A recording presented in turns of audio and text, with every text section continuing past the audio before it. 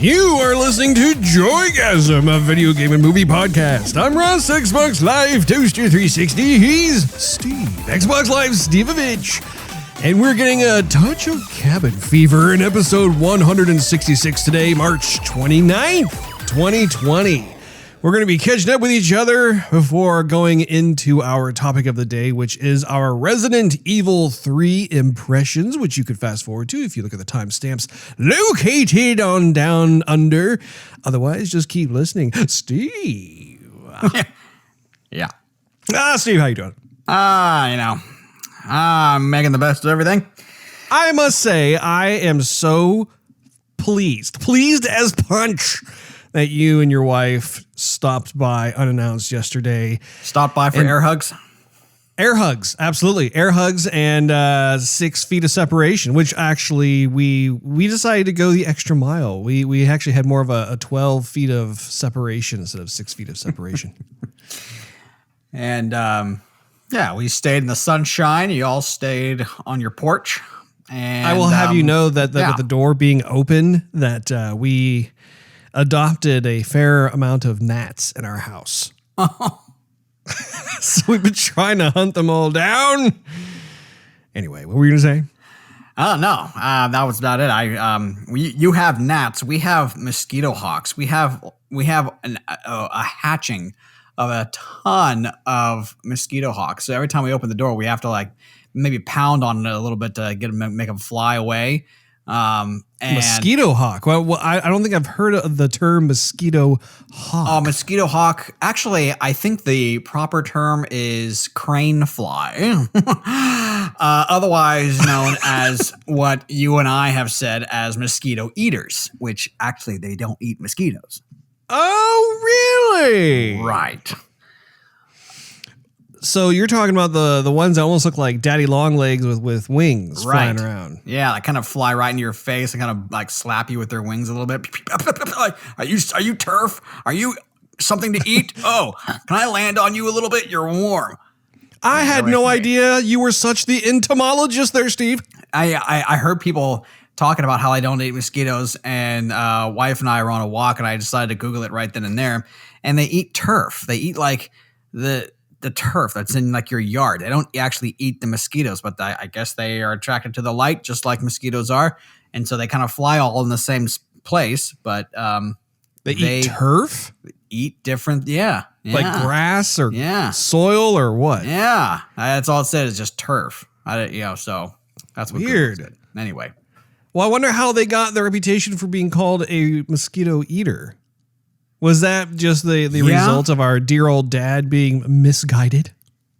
I think a lot of people are misguided because a lot of people call them that. Or that's why all other people call them mosquito hawks, I think. So, I mean, they look like a giant mosquito, only they're, I mean, they really do look like a more bumbling daddy long legs with wings, don't they? Right. Yeah. I feel bad for some of those insects because when you think about the size of their brain, and they're so tiny, I would probably be doing the same thing if my brain was that small. Right. No, but other than that, I've been introducing my wife to some of the movies I have on tap that she's always said she's seen, but she hadn't seen them, and I've always known she hadn't seen them. Lied. Huh? Yeah. She lied. Yeah, she told a fib. That. Yeah. She's like, I've seen that. I'm like, no, you haven't. You have not seen this. Some of the stuff she has seen, but I showed her Master and Commander. Oh, that's a good one. Yeah, that was a great one. I don't know why they never made a second. And why didn't they? That's a whole entire book series. I don't know why they stopped at just that one. Because there's many other Master and Commander stories. That was a series. So anyway, you can get it on Amazon. Anyhow, so we watched that. I showed her Snatch. Oh man, what did she think of that? She actually liked it. I told her, I've been telling her okay, it's going to be a lot of talking, but it's really good. The director of this movie, this was probably his crown jewel here. And she goes, yeah, okay, fine, we'll watch that one. So we watched it. And so then afterwards we were talking like Brits for about 2 or 3 days. It's infectious. I gotta say, it's very appealing. Yeah. but she liked it. And that one needed a sequel too, because at the end, of course, they get the diamond, and then the guy, the jewel guy, calls Evie to come back from New York to London, which he does. And then nothing else, that's where they leave it. Mm-hmm. And they could have done a sequel to that one. I don't know why they ever did. Anyhow. And then of course we watched, it was a couple that she has, actually, no, one more. She hadn't seen The Rock. Oh, that's another classic. That came out back in the early to mid 90s, I believe. Yeah. So she hadn't seen that one either, like that one. But I am going to say that I do need to upgrade some of my DVDs. Some of them do play absolutely fine. Like Snatch looks absolutely fine on DVD, playing through the Xbox. But like the Rock, for example, that has aged. I don't know how or the whole transition from regular film is to DVD and the resolution. But when I got it, I don't know, like the resolution is pretty bad for DVD. Playing on a regular DVD resolution on a 4K TV. Some play absolutely fine. This one does not. So, and I think too, when it comes to the older films, especially if you're watching like a regular DVD, and it's essentially you're upscaling the pixels onto a 4K screen. So yeah, it's not going to hold up as well. Which actually, when I think about it, that's why we actually do have a need as time goes on and the TV screens keep getting bigger and bigger, because you look at like what 4K does for, so let's say like a 65-inch TV or a 70-inch, something like that. It works pretty well. I would say even like the 75-inch, but then you start getting into like 100-inch or 120-inch territory. Suddenly the 4K even starts to not look as crispy as it once did. And that's when 8K comes into play. And so, yeah, I think back in the day, that was just standard definition back then. I think it was like 720 by 480 was like kind of like the standard back then. Yeah. Well, I mean, but even that, I don't think that was considered standard definition. I think standard definition was more like VHS type resolution. Like 640 by 480. Better. Yeah. Yeah. So anyhow, but then we watched a couple Pixar flicks. We watched Nemo, of course, and we watched The Incredibles 1. And man, I'm telling you, Pixar had a different humor back then than they do now. The whole feel of both movies. We watched them back to back. The feel of both those movies, but the humor totally different than the Pixar now. Like, I mean, Pixar is still good, but back then they were just different. They had their own identity, it seems like.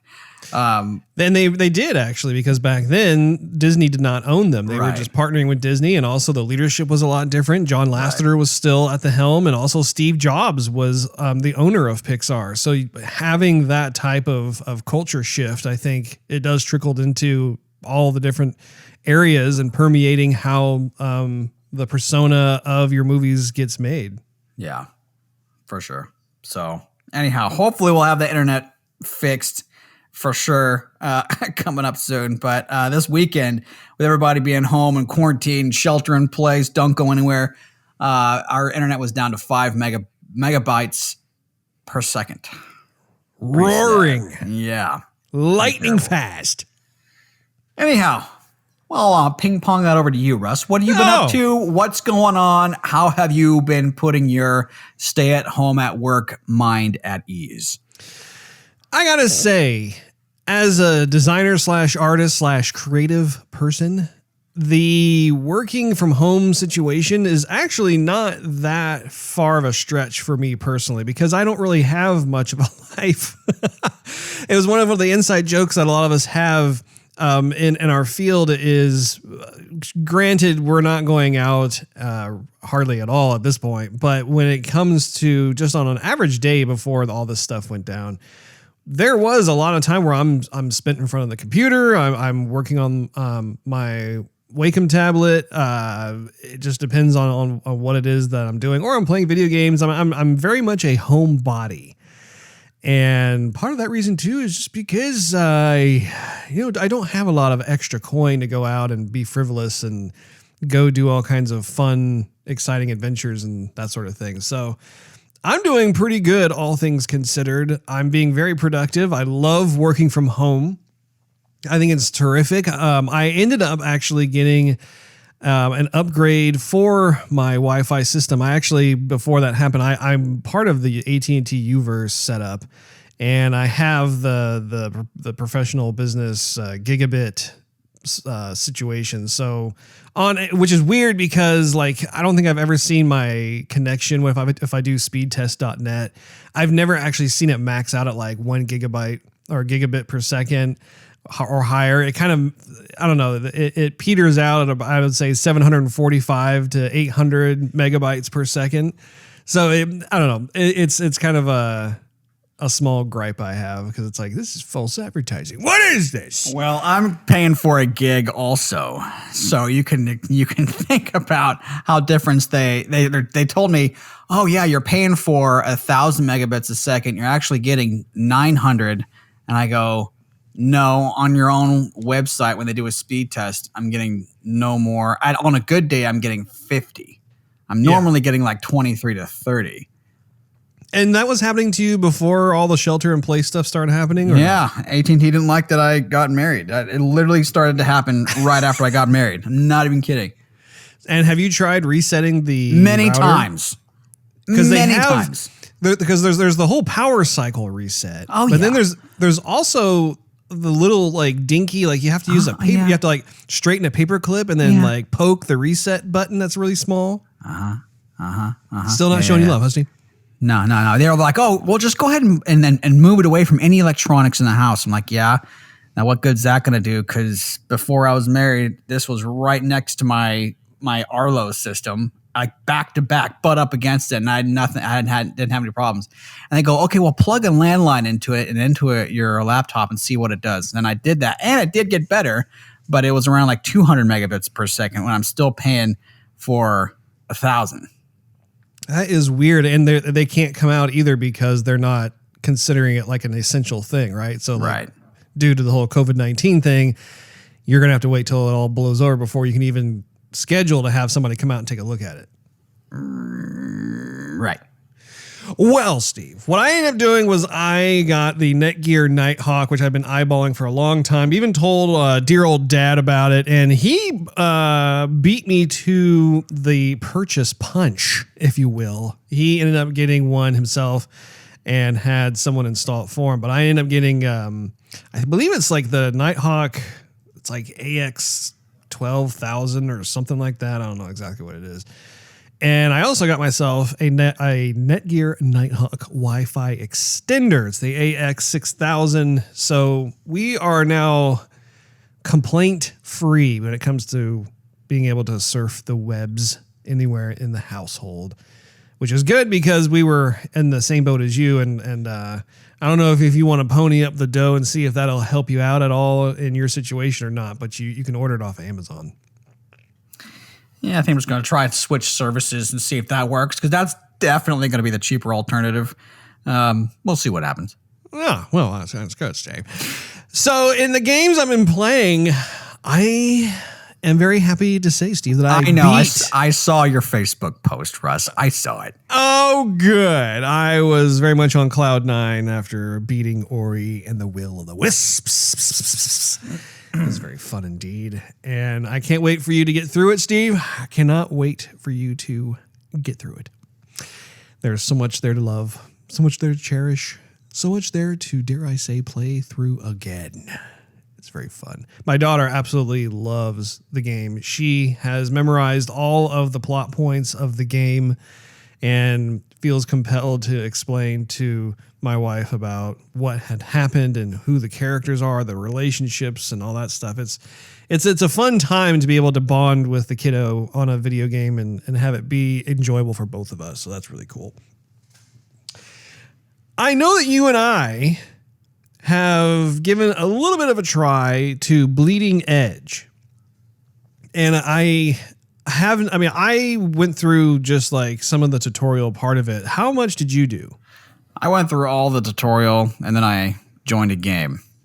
Okay. And when you join the game, is it something that you have to join with other players online, or can you have the option to actually have some kind of like single player AI driven type of game? That I have not looked into. It was actually kind of by mistake. I was looking through options and stuff, and I joined a game by mistake. It was one of those objectives where you have to hold the territories, and it was lasting forever. And I just kept, I don't know,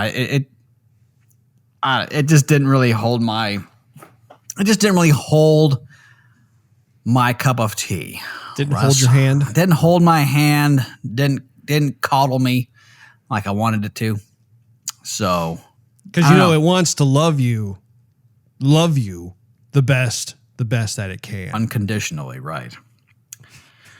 But I don't know. So far, I do like the tutorial. I will say that the tutorial was actually really well done, explaining everything in the game, and but it just seems like it's trying a little bit too hard to be a melee version of Overwatch a bit. Minus some of the personality, and I don't know if the round just went on too long, or there's too much chaos and I can't really see who's who and what's going on. But it just didn't seem that interesting to hold my attention. And I had the demo, and I just didn't really. I had other games that I really wanted to play, like Final Fantasy and Resident Evil. So I thought, well, I think I'm done. Kind of getting annoyed at this, so I put it down. Yeah, I need to actually give it more of a chance. I haven't written it off yet, just because I haven't even made it through all of the tutorial sections yet. And honestly, I would like to be able to try it out with you, like get onto a party. And I think it might be more enjoyable in terms of like when you're playing people who you know. So then there is already kind of an established camaraderie. And as you go through discovering the different abilities of the characters, maybe you'd be open to doing something like that. Just give it a try, because I think I'm curious to see how that works out. And I haven't even tried all the characters. I mean, I think I've gone through about 2 or 3, or maybe it's 2 or 3 characters, because they do rotate and pivot through the different characters during the tutorial itself. I do think that the graphics are actually really cool. It has a very neat art style to the world. And again, I've seen a very limited amount of what the world contains. I do agree, though. It does strike me as kind of more of a close quarters combat melee version of Overwatch. And I don't know if there are certain characters that have more of a ranged attack. I know that some of the characters I was messing with, they do have kind of a mid-range type of projectile attack. But at the same time, to your point, I think they really want to have players be as close as possible, just kind of causing all kinds of mayhem. Is that pretty accurate? To me, that seems exactly how it is. I mean, a lot of the characters, there's not really that whole lot to choose from, but most of the characters to choose from have some sort of melee weapon, and it's close range combat. I would say more of the characters are like that than having ranged weapons. What's your opinion of the graphics? Graphics are so-so. At first, I thought they were kind of cool, but it's not blowing me out of the water. So do you think you're responding to the art direction or the graphics engine itself? Because I do know that looking at the art direction, there is a conscious decision to go more of that punker, edgy, I don't mind that, urban kind of stuff. And I didn't know if that's what you were responding to, or if it was the overall look of the game. That's just the overall look of the game. Okay. Yeah, I mean, it's kind of that punk rock, cyborg kind of cyberpunk look to it, which is fine. I don't mind that at all. It's just, but graphically, it doesn't really do much for me. How many characters have you played as? Because I think they have 12 characters? Something like that, yeah. I played the healer. I played, there's this cowboy dude who's got a couple swords. Played the guitar guy. Played, let's see, there's a kind of a big kind of boxer looking dude that I played. I played the voodoo looking girl with the staff.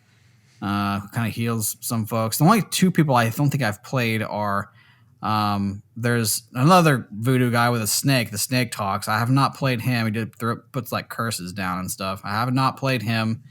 And the girl who's holding on to the saws.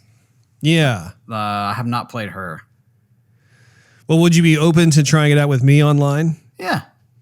I think it'd be fun to at least just give it a try. And if it's not fun, then okay, it's not fun. But I want to give it a fair chance just because I did like Ninja Theory's Hellblade game, and they're working on Hellblade 2. And so I think it's nice to see a studio take a chance on a completely different type of game that they have not done in the past.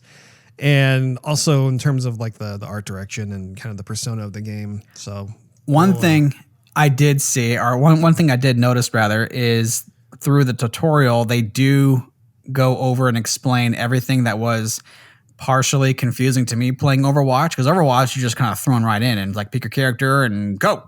And to me, they took extra time saying, hey, communication is key. If you don't talk to anybody, you're going to be stranded out there. And like they're going over all like the stuff you learn the hard way with Overwatch. They're going to the furthest extent to explain it to you. So you're not one of those people who just show up and just want to be a one-man army while the rest of your team is yelling at you. Yeah, definitely. Another game I was messing around with was actually Mortal Kombat 11, and I know that I have voiced my apprehension in the past about playing it and buying it because it was just so like crazy realistic, violent, and everything else. But what's interesting to me is actually, speaking of the graphics, games engine, that sort of thing, NetherRealm has really been on the top of their game over the past several years with like Injustice 2 and now Mortal Kombat 11 in terms of their graphics fidelity, but also their solid gameplay mechanics and everything else. What was interesting is that I've been going on to YouTube and looking for different types of tutorials for how to like work and create certain types of effects and different types of visuals and stuff as it applies to games. And so I found myself actually going, you know how you go on when sometimes you're on YouTube and all of a sudden, like there's all these videos that you stumble upon that are like right down your alley. Like you're just absolutely excited to watch. It's like you'll come across like 5 of them, one right after the next. And then there's other days when like you really struggle to find what it is that you're looking for. And this past week, luckily it was the former instead of the latter. And it was great to be able to find people giving talks on how they approached some of the environmental effects and character effects, that sort of thing within Mortal Kombat 11. So it was cool to be able to watch it. And then I would go to that particular level and just study like how they approach certain things and how they tried to, like for instance, if there's like a level where like there's like a wave from the ocean that bursts up onto the shore and it looks really nice. And so it was nice to be able to break that down. The game itself, what little I have played of it, I mean, it is a really polished game. Everybody who was telling me about it, you are absolutely correct. The game is extremely polished, really good. I love all the character designs. And it does make me excited for them to make what is sure to be an inevitable Injustice Part 3, which I hope will come out for like the next gen systems. I think it'd be fantastic to see that series continue. Speaking of Mortal Kombat, did you see the meme on Facebook where someone put a scorpion face on there with its eyes looking like in a different direction? And normally Scorpion, what he'll do is he'll throw out his hook to grab you and he'll yell, "Come over here," or "Get over here," sort of thing before he does a big uppercut. But now the meme says, because of COVID-19, it says, "Stay over there." It's Scorpion's face. Well, you know, the latest DLC character that's going to drop, I think, next month is the fact that Spawn is going to be making his grand debut. And I've been looking at a lot of the reviews and stuff online, and it looks like they've done a really nice job. I know Todd McFarlane has been promoting it really heavily. He's been claiming how excited he is about how Spawn has turned out in Mortal Kombat 11. So that's pretty cool. And I gotta say, it's interesting to me. I know we've talked about a bit about I can't talk about this.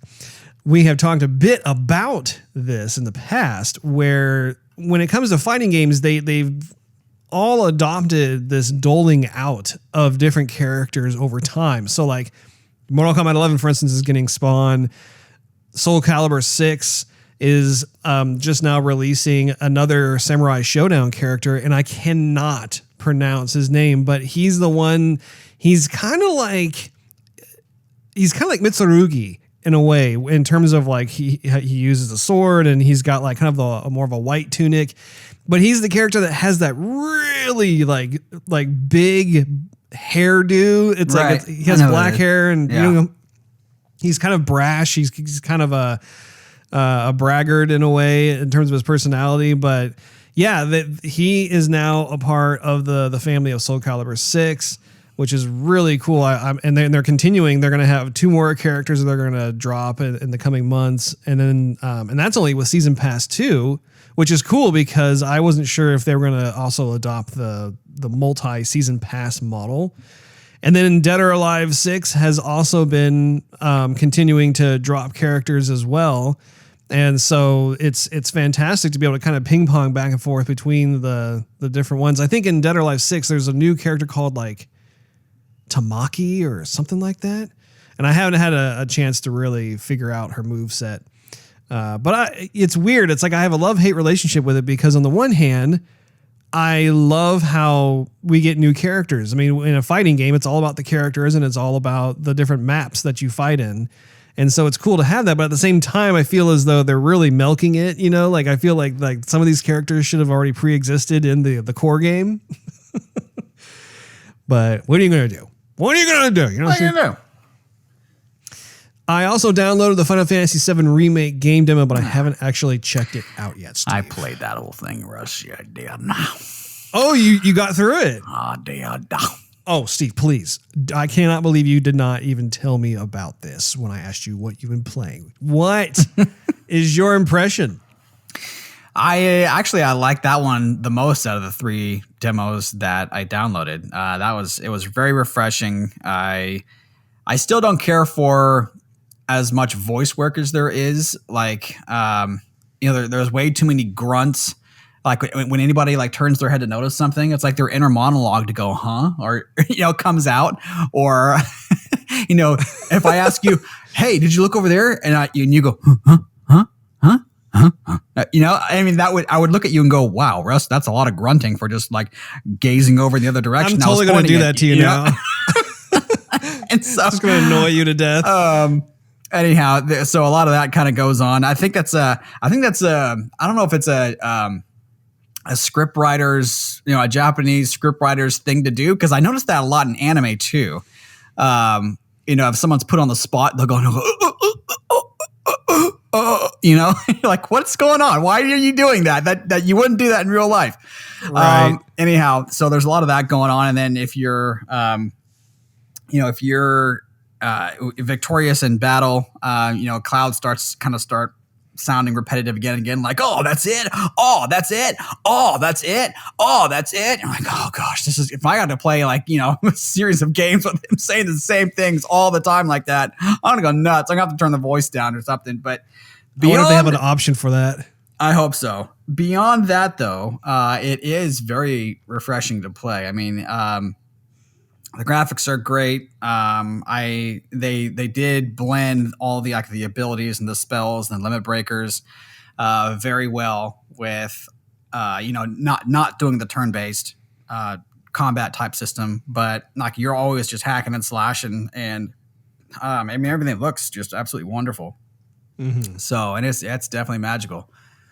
Yeah, I can't wait to look at it. One of the big things for me is the graphics engine, and I never played the Final Fantasy VII game when it came out on PlayStation. I enjoyed watching you play that, but I feel like this is my opportunity to be able to go in and see what you were raving about. And I mean, you know how much of a sucker I am for a pretty looking game. So, I'm trying to think if there's anything else that's going on. I mean, the only other thing that I played was the Resident Evil 3 demo, which we're about to jump into. I think that's about it with me, Steve.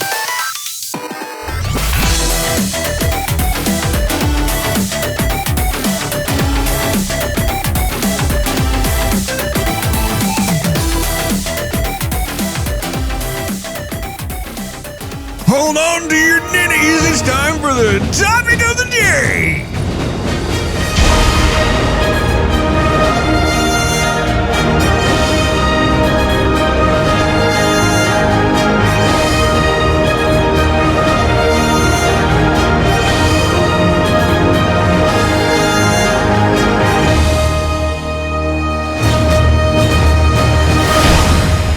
topic of the day is the Resident Evil 3 first impressions.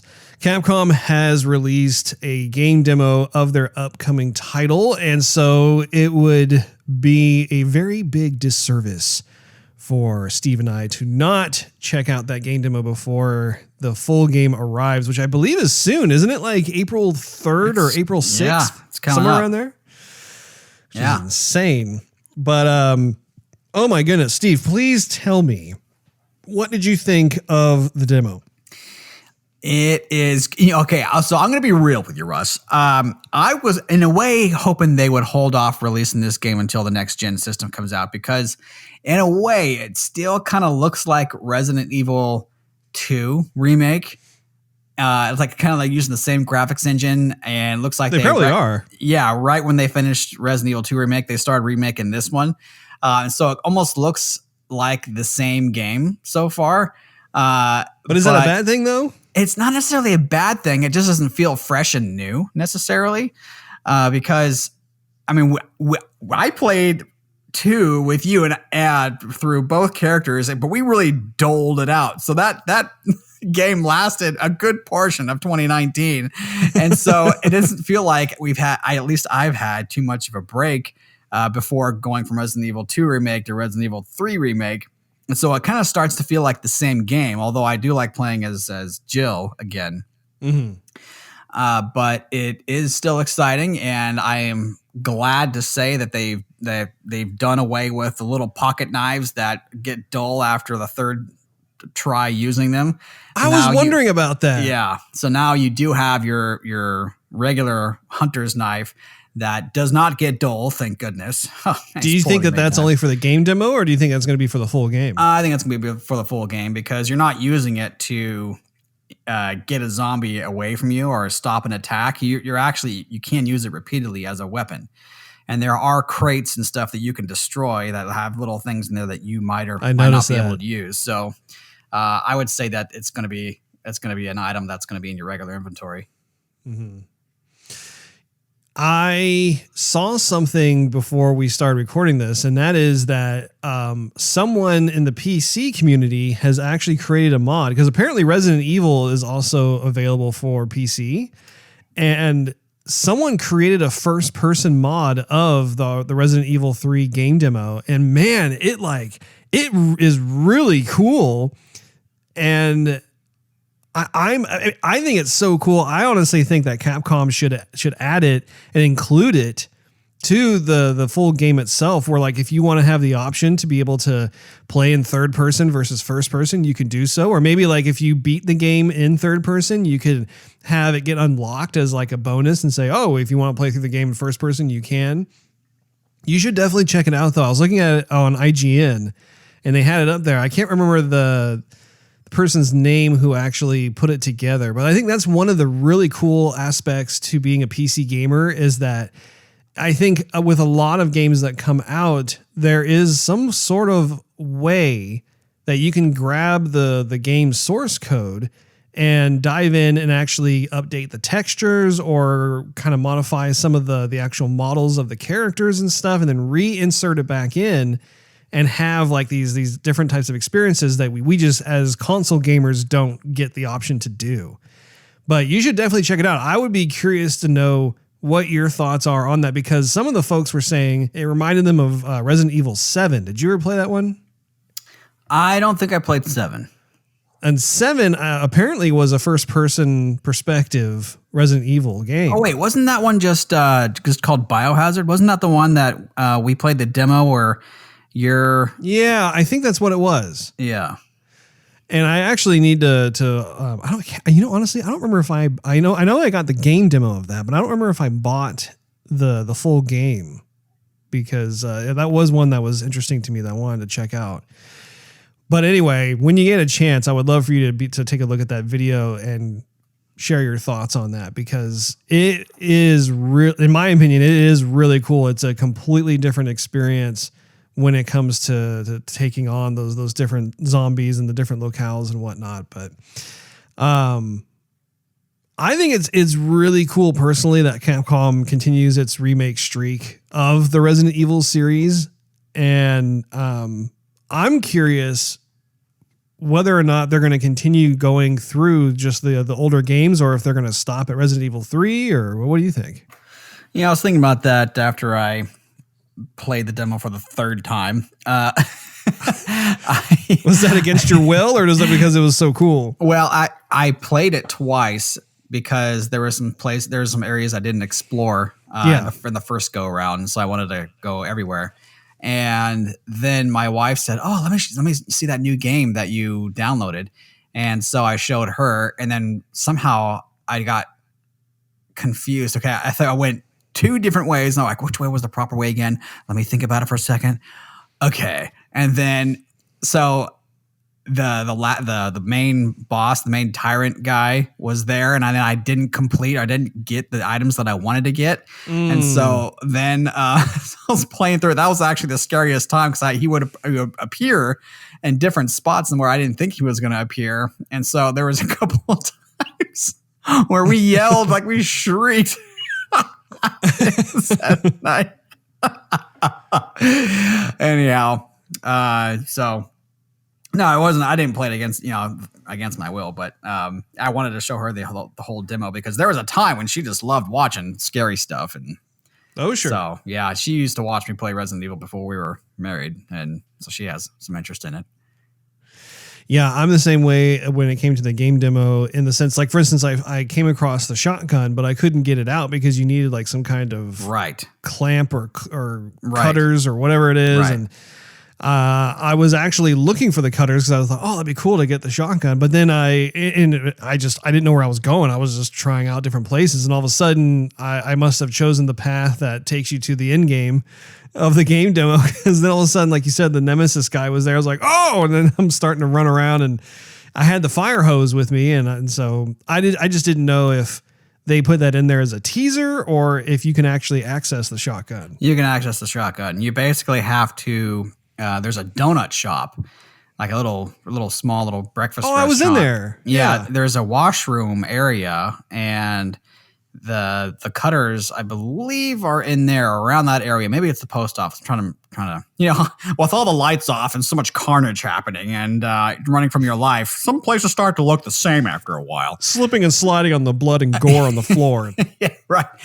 So it's in one of those two places. But yeah, you get it, and there's an area that you can unlock, like another gateway area, and then you get the shotgun, and you're good. Actually, too, the third time that I was playing, I was getting kind of bored of dying, and so it brought up what it brought up last time with Resident Evil 2 Remake, which is, hey, do you need some assistance? Like, do you need us to make the game easier for you to beat this time around? Like, we can do that. You want it?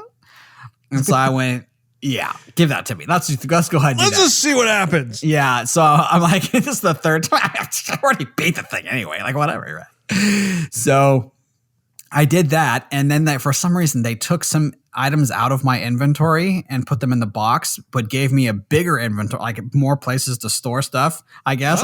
More pockets to store herbs. And then it gave me like this M16 rifle. So it's like a third weapon, and so that made quick work of the Nemesis. And I never beat him yet, but that I was able to finish the demo with that.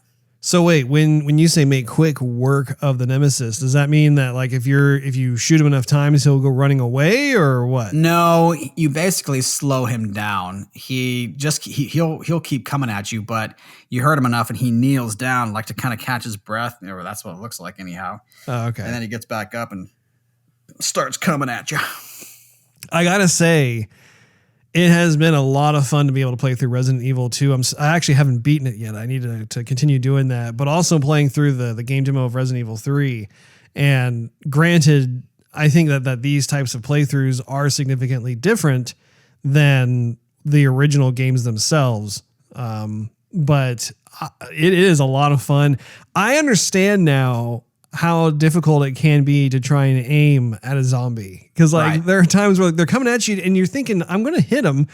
And it's almost like a mini game you know, within the overall game itself, where like you have to time it and aim it right, and they're purposely kind of swerving their heads and doing these weird motions that just throw you off. And again, I think that's what makes the first person mode so tantalizing for me, is I'm wondering, well, does it make it easier to aim, or is it just as difficult and you're in a slightly different perspective? I don't know.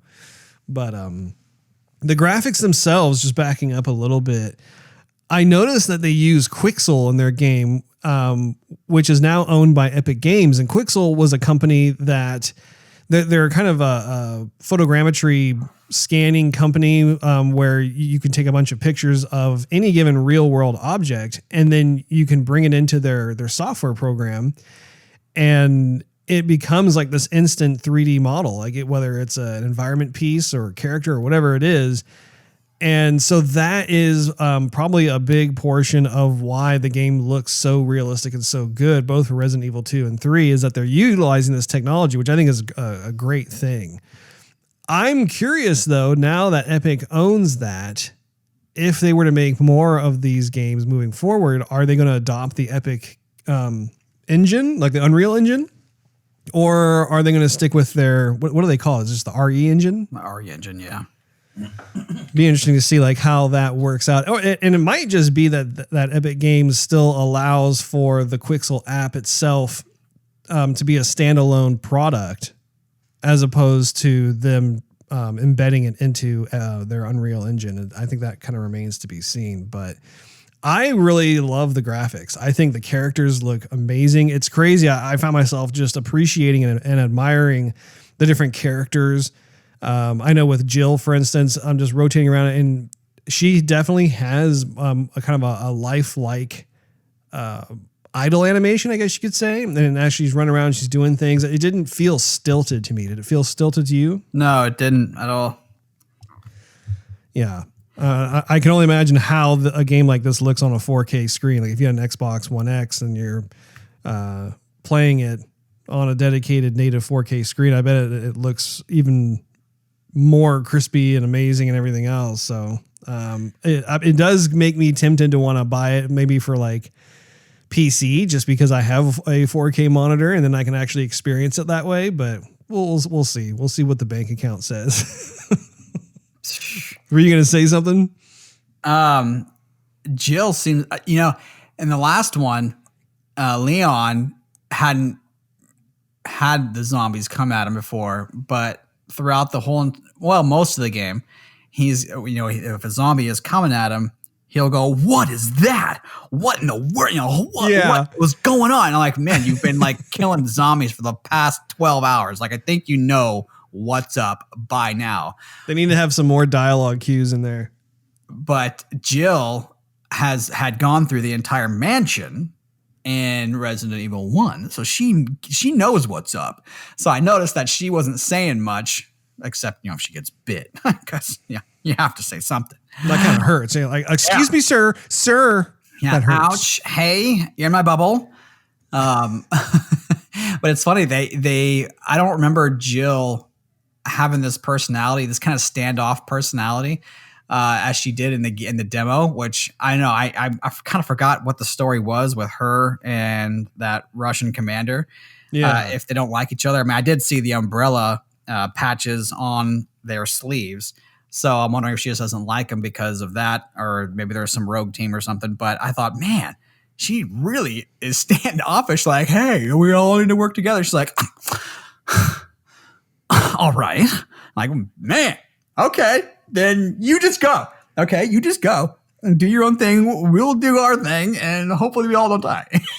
So both, Jill and Chris were in Resident Evil 1. They were brother and sister within that little battalion or squad or whatever. Is that right? Yes. Okay. Interesting. Is the scene from the demo reminiscent from an area of the original Resident Evil 3 game? Yeah, that I can remember. I think it is close to the beginning. I don't think it's not like the first thing you do in the game that I can remember. But I do remember the team and the subway and kind of get underneath that closable garage door, and Yeah. I remember it. I remember, of course, the Nemesis, tyrant looking guy. But other than that, I mean, a lot of it is newer, I guess. It's been a long time since I played Resident Evil 3, gave it another whirl. So Yeah, I was curious about how much of the world pathing you think is the same versus new, but it sounds like, at least from the game demo, most of the world and the pathing, like where you run and everything else, does that strike a familiar chord to you in terms of what the original game had? yes, it does. Okay. It does. When it comes to Resident Evil 2, how much of that game, the remake, was the same as the original in terms of the pathing and the world itself versus new? It was on the money for sure. it was on the money. So just about the entire Resident Evil 2 remake, all that, like all the pathing and everything, that was like verbatim what the original was like? Yeah. Okay. Yeah. It was, for some reason, I thought that, I don't know if it was you or someone else, but I thought someone was mentioning how they consciously made certain parts to be different than the original just to kind of make it new and throw like the Resident Evil veterans off. But maybe I misunderstood what they were saying. I don't think that was me. I mean, some parts of the map, like where you were going, looked a bit different, but it's nighttime everywhere, and nothing but chaos is happening with people running and car accidents and things on fire. So, maybe they did some things different, but by and large, what you do in the game and how it looked, I mean, you got to know, back then it was like 32-bit, I think. I don't think it was 64. I think it was 32. And so a lot of stuff looked very different than it does now.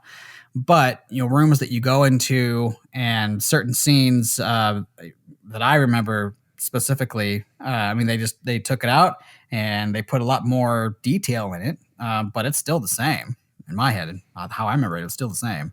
From the game demo itself, what about the characters? Are they all the same as the original, or did Capcom introduce new characters? Because I don't recognize that one guy. I think his name was Carlos or something. Yeah, I don't remember him. But then again, a lot of Resident Evil 3, I remember playing through it all and beating it, but it didn't stick out in my head as much as Resident Evil 2. And so I remember Mikhail or whatever his name is. I remember him. I recognize him, yeah. But I don't remember Carlos per se, but I could be wrong. Okay. So what is your overall feeling on if Capcom were to do a remake for all the Resident Evil games? Would you be down for that or not? I would, but I would want a break, because if they keep on releasing these like one a year, I mean, they're very fun to play, but Resident Evil and the zombies, they start to kind of feel the same after a while. You need a break. And with the next gen systems coming out so soon, I mean, that would definitely be a refreshing piece to play, because we all had fun playing these back in the 32 and 64-bit era. And with all the next gen and how beautiful everything is going to look and run, I mean, I don't have an Xbox One X, so anybody who has an Xbox One X is going to play this game better than me. And so a lot of these games, the ones that I own that aren't even Resident Evil, are going to look better. I'm kind of holding off on playing those too. And we're right there. We're right there. The time's going by fast. And I mean, we're almost in April, for crying out loud. November is going to be here in no time. And the new systems are going to be out. It would be incredible to have that be like Resident Evil 4, maybe a launch title, maybe a title that is released soon after. I mean, that would keep the excitement up. But if they just keep on releasing them as, for the current systems, I mean, I would still think it's cool. It's just not going to feel as exciting. Yeah. I, for one, am very excited to have this particular game come out. I think it's actually kind of crazy given the coronavirus situation and the timing of this game being released, just because they deal with a lot of the zombie world, all originating from some kind of virus or DNA experimentation that the Umbrella Corporation was doing. And so in a weird, twisted way, I think that it could, I don't know, I could see it going one way or the other in terms of it could either like help the game sales or hinder it because people just don't want to have to think about people getting infected. So that's true. It's going to be interesting to see like how that whole thing plays out. But I for one, am very excited to pick this game up. I think that it's wonderful to see Capcom back in the limelight, because I think that they were kind of doing things here and there, but they weren't cranking out games like they were there for a while. I know in the mid to late 90s, I mean, it just seemed like they had a constant stream of games coming out. So it's really cool to see them once again back on top and revisiting some of the beloved games. What do you think? What are your concluding thoughts, Steve? I'm definitely picking up what you're throwing down. I think it's a great idea. I just don't want to, like I said, I think it's kind of like Marvel releasing a movie like every 3 months. At some point, yes, we enjoyed it, but at another point, we were like superheroed out. And I can't do like an Avengers Endgame every time an Avengers movie is released, which was like literally, like it felt like anyhow every 3 months or at least like twice a year. Like those are like staple movies, and I can't have a ton of them come out. So it's kind of the same with, I think with all the game remakes, especially games in a series, where I think if they're released too soon, especially if, we're older, we're working. I mean, we have the other obligations. And so I can't play a game for 6 hours straight like maybe I used to before and beat it a lot quicker. So I'm playing these games, it's taking a lot longer to conquer. And so by the time I'm conquering it and I play other games that come out, and then the new remake comes out or the sequel within a year, I'm already still with the other one, for crying out loud. I haven't had enough letdown. Let's put it that way. Sure. Before starting the new one. So I'd like to keep the excitement as high as it could be. And I just wouldn't want that to diminish because they're releasing them as quick as they are. Well, that wraps up this episode of Joygasm. Make sure you tune in next week. Thanks for hanging out with us. If you enjoyed this episode, we invite you to check out patreon.com/Joygasm, which is spelled JOYGASM, and consider becoming a monthly contributor. You'll get exclusive perks and early access to the show. Not to mention, it really helps us continue doing what we love to do. Also, you can follow us on social media and YouTube. Just do a search for Joygasm TV. We will see you all next week.